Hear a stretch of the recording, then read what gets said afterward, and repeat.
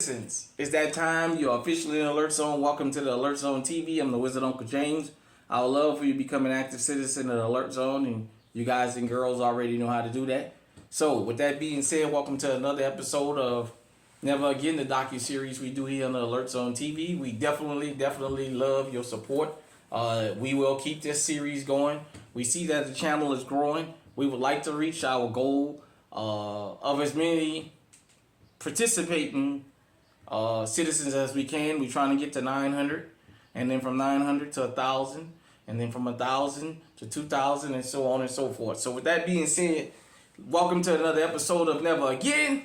And in this episode, we are going to talk about the Atlanta child murders. Yes. For those of you who don't know, we're going to do a little quick dive into it. And as we say here, we just show you where to go for the stories and help you get strategic so that these things don't ever happen to you and your loved ones, or you and your community, or you and the people in your city or your country. Let's get into it. This is per Wikipedia. Atlanta murders of 1979 to 1981. The Atlanta murders of 79 to 81, sometimes called the Atlanta child murders, are a series of murders committed in Atlanta, Georgia between 79 and 81. Over the 2-year period, at least 28 children, adolescents, and adults were killed.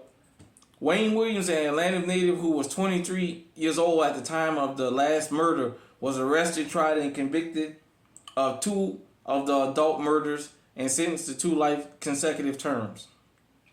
Police subsequently have attributed a number of the child murders to Williams, although he has not been charged in any of those cases, and Williams himself maintains his innocence, notwithstanding the fact that the specific style and manner of the killings, which was by chokehold strangulation, ceased after his arrest.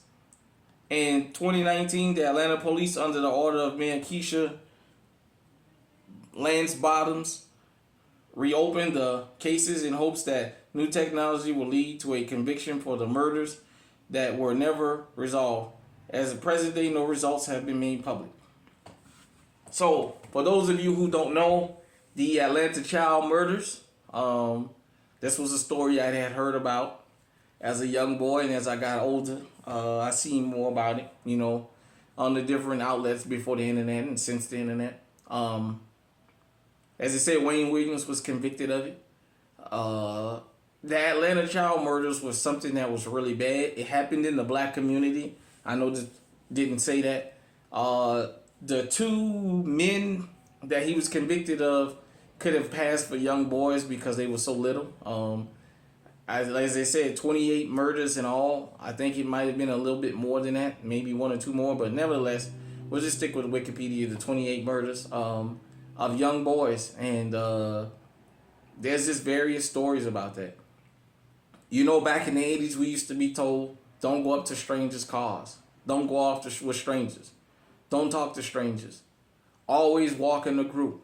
Things like that. Things like that kids are naive to, because kids don't go outside now like we used to back in the days before the internet. So we would always be told about the rape a man vans, that they would call them, and guys and girls coming up and offering candy while they're in the car. They would say, don't you ever go up to no car like that, because somebody might snatch you and things like that. But the Atlanta child murders, man, was and still is a stain on the community.